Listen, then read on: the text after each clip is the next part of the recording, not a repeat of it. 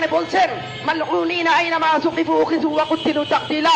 ওই অভিশপ্ত মালাউন যে আল্লাহকে কটূক্তি করে, নবীকে কটূক্তি করে, তাকে তোমরা যেখানেই পাবে, যেটাই পাবে, সেখানেই তোমরা তাকে হত্যা করবে। لئن لم ينته المنافقون والذين في قلوبهم مرض والمرجفون في المدينة لنغرينك بهم। মুনাফিকরা আর যাদের অন্তরে রোগ আছে তারা আর শহরে গুজব রটনাকারীরা যদি বিরত না হয়, তবে আমি অবশ্য তাদের বিরুদ্ধে তোমাদেরকে তেজদীপ্ত করব, অতঃপর তারা তোমার প্রতিবেশী হিসেবে এই শহরে থাকতে পারবে না। এটা হচ্ছে কোরআনের আল আহজাব সূরার ৬০ নম্বর আয়াত। মহান আল্লাহ তার নবীকে কটূক্তি করলে ভাইজান যে আয়াত বলে মানুষ মারার কথা বলেছেন সেটা হচ্ছে ৬১ নম্বর আয়াত। কোরআনের প্রত্যেকটা আয়াত একে অপর সাথে যুক্ত, তাই আপনাদের বোঝার স্বার্থে ৬০ নম্বর আয়াতটা এজন্য বললাম যাতে আপনারা ৬১ নম্বর আয়াতের কনটেক্সটটা বুঝতে পারেন। চলুন আমরা ৬১ নম্বর আয়াতটা আরেকবার শুনে আসি। মালউনিনা আইনামা সুকিফু উখিযু ওয়া কুতিলু তাকতিলা।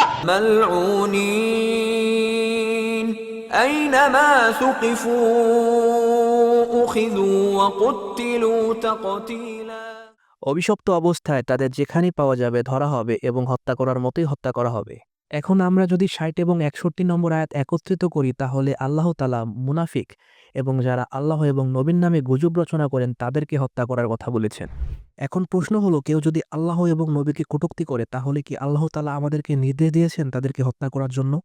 إن الذين يؤذون الله ورسوله لعنهم الله في الدنيا والآخرة।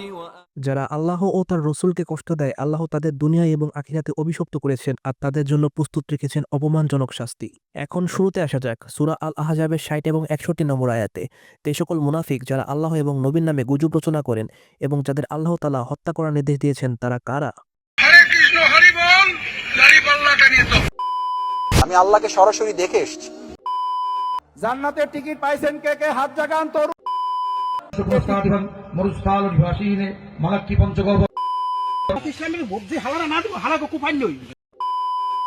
কেউ যদি চোরমুনায় আর জামাতকে সারা বুট দেয় তাহলে সে কাফের হয়ে যাবে। সুযোগ পায় নাই, ওই শুকটান দেওয়া ভিড়ির মধ্যেও যদি সে ওই দাড়িপাল্লার দাওয়াত দিয়া আল্লাহর দ্বারে কবুল হয়ে যায়, এমনও হইতে পারে পিছনের সব আল্লাহ মাফ করে দিয়ে তার তো ভালো করে। মসজিদে সুবহানাল্লাহ আলহামদুলিল্লাহ বলা যায়, মসজিদে রাজনীতি যদি না করা যায়, মসজিদে কোরআন তেলাওয়াত চলবে না। আমিও সেভাবে আল্লাহর সন্তুষ্টির জন্য আমার আসন এনসিপি কে কুরবানি করছি।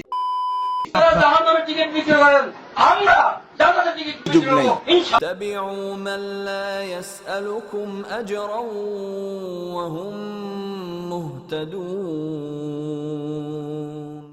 তার চেয়ে বড় জালিম আর কে যে আল্লাহ তাআলার নামে মিথ্যা কথা রচনা করে? এখন কি আমাদের আল্লাহর বিধান মেনে এই সকল ভণ্ড জামাতের নেতাদের হত্যা করা উচিত? উত্তর হলো না। তাহলে দোষটা কার? দোষটা আপনার, দোষটা আমার। কে বা কারা আমাদের চোখে পট্টি লাগিয়ে দিয়েছে সেটা আমরা দেখার পরও সেটা খুলতে পারছি না। আমাদের সমাজের খুব বড় একটা ইসলাম সচেতন অংশ সেই সকল নেতাদের অনুসরণ করে যারা ২ দিন পর পর মিথ্যা কথা বলে। ফুটবল ইংল্যান্ডে গিয়ে লিগে খেলেছে, অশোভন কথা বলে। রাশমিকা মান্দানা নাম শুনেছেন? চেয়ার আর কাটিং এ এখন পৃথিবীতে ১ নম্বরে আছে। রাজনৈতিক বিপদে দেয়, অনৈতিক কর্মকাণ্ড করে এবং করার পর তারা ধরাও পড়ে। কিন্তু এত কিছু হওয়ার পরেও তারা কিন্তু একটাও অনুসারী হারায় না, যেন তাদের অনুসারীরা একদম ব্রেন ওয়াশ করা।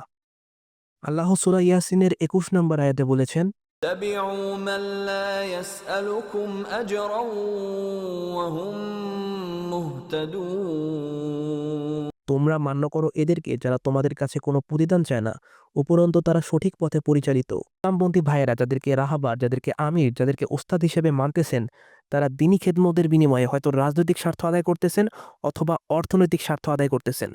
আসলে সেই সকল ভণ্ডরা কখনো অনুসরণের জন্য যোগ্যই ছিলেন না। সামনে যেহেতু নির্বাচন, তাই এদের উৎপাত আরও বেড়ে যেতে পারে। টিম জায়তা তাদেরকে আগে এইসব ভণ্ডদের প্রতি সাবধান হওয়ার জন্য অনুরোধ করলো।